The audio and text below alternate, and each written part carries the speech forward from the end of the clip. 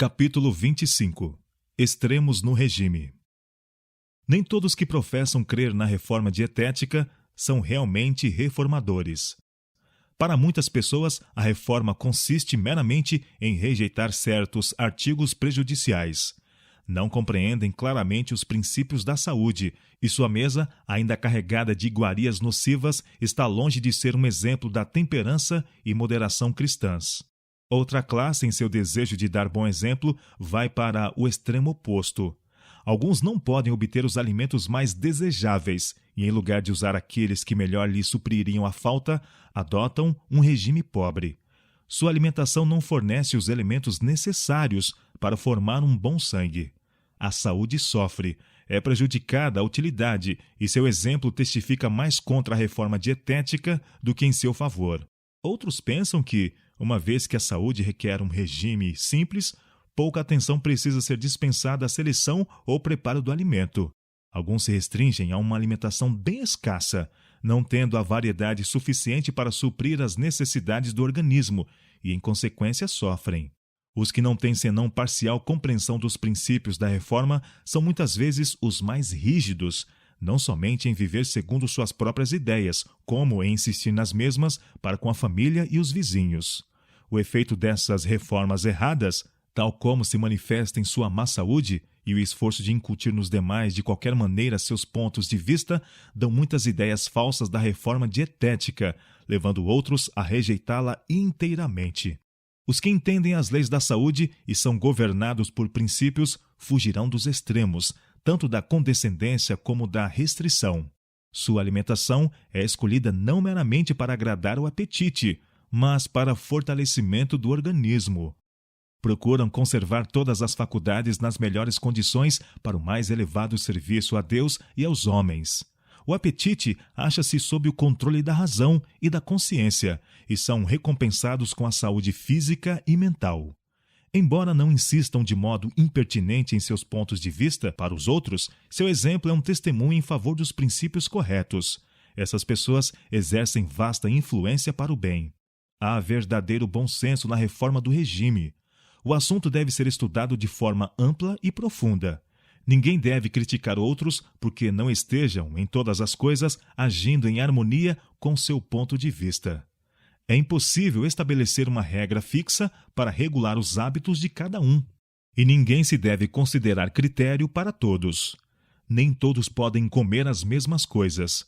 Comidas apetecíveis e sãs para uma pessoa podem ser desagradáveis e mesmo nocivas para outra. Alguns não podem usar leite, ao passo que outros tiram bom proveito dele. Há pessoas que não conseguem digerir ervilhas e feijão. Para outros, eles são saudáveis. Para uns, as preparações de cereais integrais são boas, enquanto outros não as podem ingerir. Os que residem em países novos ou em distritos pobres, onde são escassas as frutas e as nozes, não deviam ser incitados a excluir o leite e os ovos de seu regime dietético. É verdade que pessoas de físico forte e em quem as paixões são vigorosas precisam evitar o uso de comidas estimulantes. Especialmente nas famílias de crianças dadas a hábitos sensuais, os ovos não devem ser usados. Mas no caso de pessoas cujos órgãos produtores do sangue são fracos, especialmente se não se podem obter outros alimentos que forneçam os elementos necessários, leite e ovos não deviam ser de todo abandonados. Grande cuidado, no entanto, deve ser exercido para que o leite seja de vacas sãs e, da mesma maneira, os ovos venham de aves sadias e bem alimentadas e cuidadas, e os ovos sejam preparados de modo a serem facilmente digestos. A reforma dietética deve ser progressiva. À medida que as doenças aumentam nos animais, o uso de leite e ovos se tornará cada vez menos livres de perigo. Deve-se fazer um esforço para o substituir com outras coisas que sejam saudáveis e pouco dispendiosas. O povo de toda parte deve ser ensinado a cozinhar sem leite e ovos, isso quanto possível, fazendo não obstante comida saudável e gostosa. O costume de comer apenas 2 vezes por dia, em geral, demonstra-se benéfico à saúde. Todavia, sob certas circunstâncias, talvez algumas pessoas tenham necessidade de uma 3ª refeição. Esta, porém, deve ser muito leve e de comida de fácil digestão. Bolachas de sal, ou pão torrado e fruta, ou bebida de cereal, eis os alimentos mais próprios para a refeição da noite.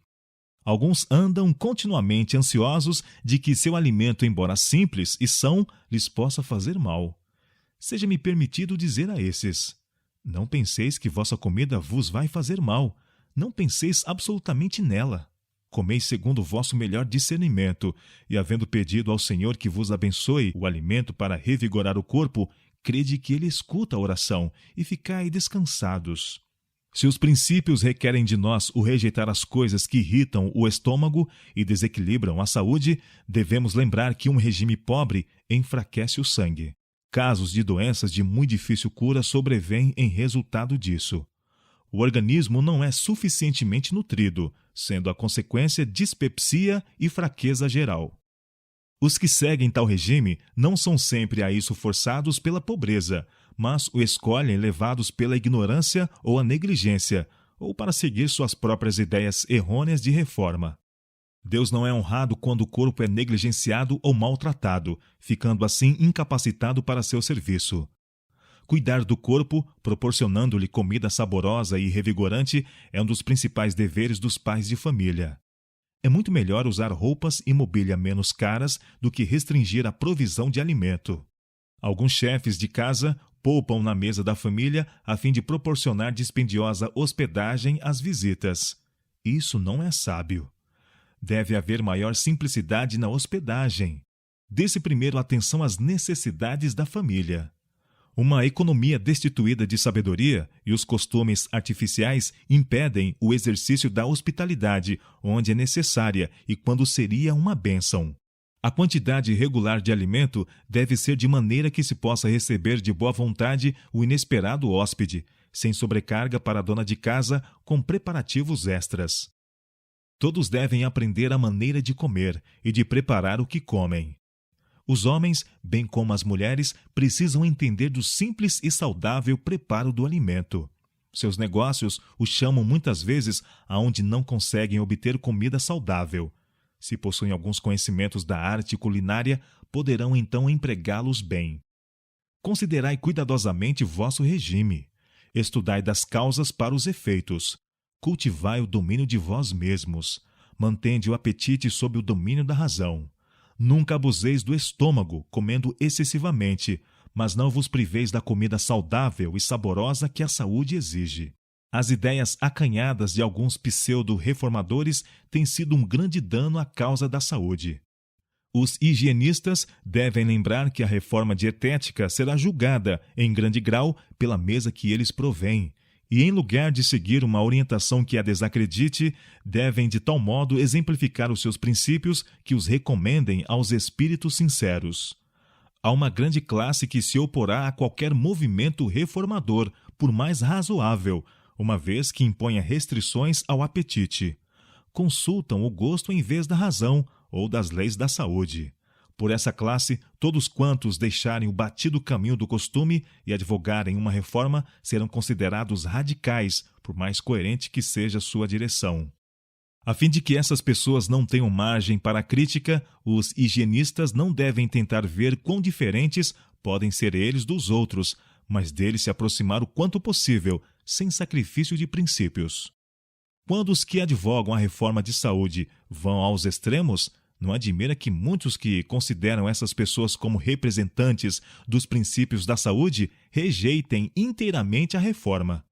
Esses extremos fazem frequentemente mais mal dentro de pouco tempo do que se poderia desfazer em toda uma existência de vida coerente.